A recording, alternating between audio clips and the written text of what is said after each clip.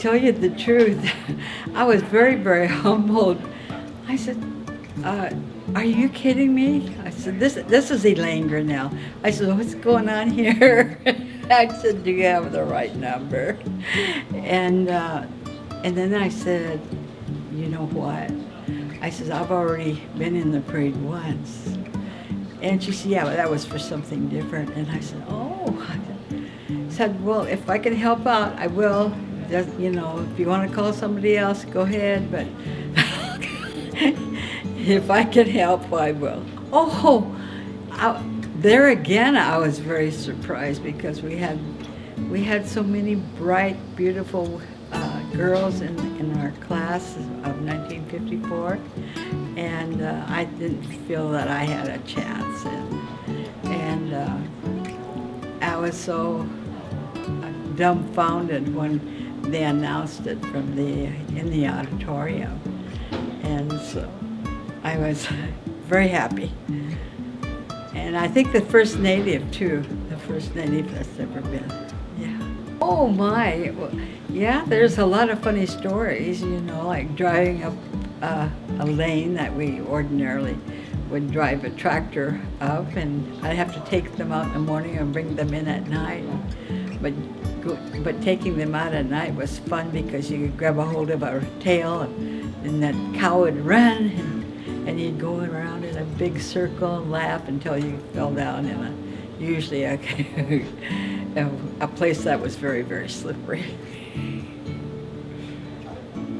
Oh, you know, swim has always been in my background. I'm a 6th, 7th generation here, you know, and all my children live very close and have done well. And now we're on our 7th generation. That when you have great-grandchildren, children, and grandchildren, that's home, wherever they are. If you could call them up or they call you and tell about their day, that's home. And my husband and I have been married for 60 years, and so, you know, that's really home too. Oh, well, you know, I was a commercial fisherman for a while with my husband, and 28 pounds, I think, but, you know, was the biggest one, and we couldn't believe it. And he says, it's a keeper. We got so excited.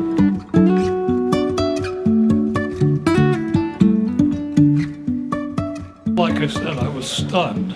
I was surprised. I never, well, it had been discussed a bit, but, and then I got the call and I said, oh, wow, or something like that. My horse sometimes had a mind of his own. His name was Lucky, and I'd want to run, and he'd run, and this was when I was bareback, and he would turn in at a gate, and I'd keep going. That annoyed me very much, but that was what he did sometimes.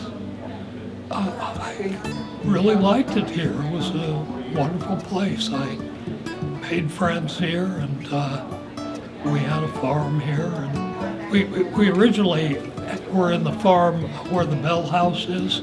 There was a 53-acre farm, 13-acre lot where the Bell House is, and then a 40-acre parcel kitty corner across the road. And then later my folks bought the Ward farm over on Woodcock and Ward Road, and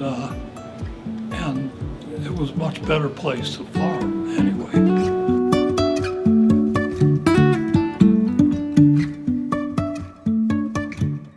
I was absolutely floored and speechless. I physically had to sit down. I'd had a call a few days before from Dion, and I'd been extremely busy and I neglected to return her call. I neglected to return her call because I thought she was calling for another reason.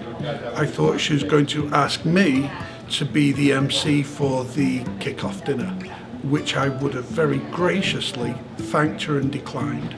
So when I got this call, I thought I can't put this off any longer.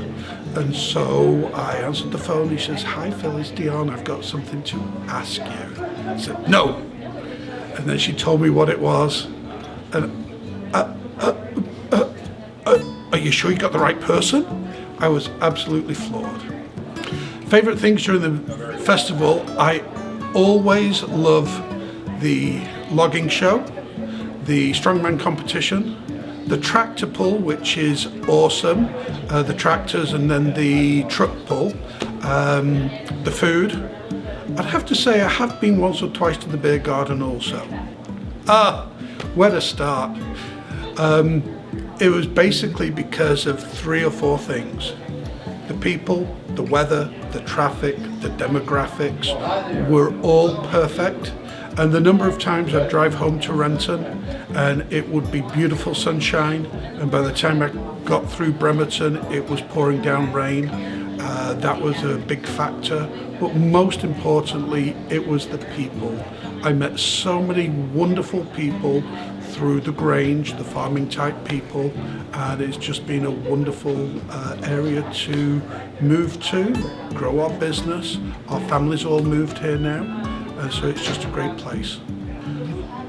The way I say it is Squim is a very small town with a very large footprint.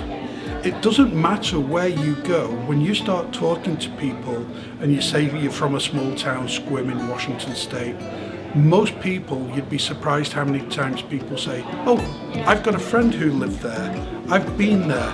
And so it's a really unique place for the size, and it's just a very special place that's in my heart forever.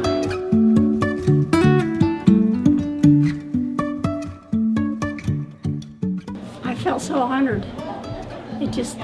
I just felt so honored because my family has been in since the early 1850s, and starting with George, and then my grandfather, who I've never met because he passed away before we ever got to meet him, and then my dad. And I thought my dad should have been the Grand Pioneer, and it's me. I couldn't believe it. Hard. It was hard. We'd wake up at, my dad would get the cows in, and then he'd come and get Jerry and I, and he'd leave. So we had to run down there 6 o'clock in the morning, milk the cows, and then we'd run in the house, and clean up and get ready for school. And I had to take homeroom, otherwise, because when I got home I got to milk cows. If I didn't take homeroom, I couldn't have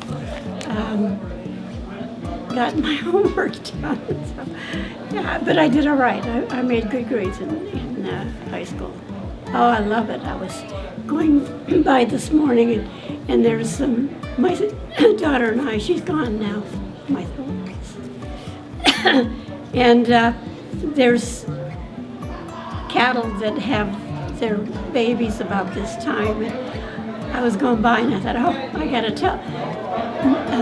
let my daughter know that the cows are giving their calves already, or calving, and and I saw somebody by the side of the road, and that's one thing I really like about Squim. You can still go out and see the wild animals and the dairy animals, or, they're still here, even though it's got a lot more people.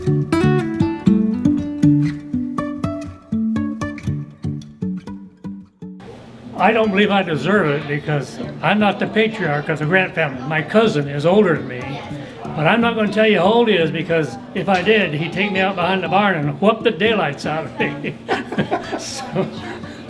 But just because I'm a member of the Grant family, they picked on me, so here I am.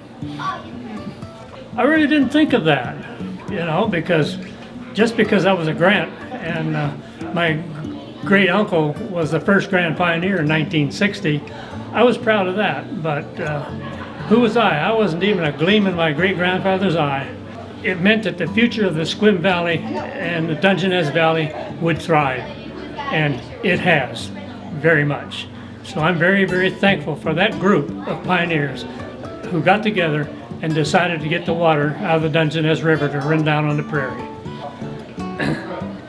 I enjoyed both of them. I appreciated living in Johnston Island because I could come home every 6 weeks. In Antarctica, I went down when the sun was going down and came out a year later when the sun came up. So the only way I could communicate with my family was by one-way TV, one-way communication. I'd speak and then over, and they would speak and they'd say over. But on Johnston Island, I could come home every 6 weeks. Plus it was a little warmer. Not only because I grew up here, because I love it. It's the driest spot on the west coast north of San Francisco. The weather is fine. You cannot beat the valley. The people are so friendly, and I'm just so thankful that I can live here.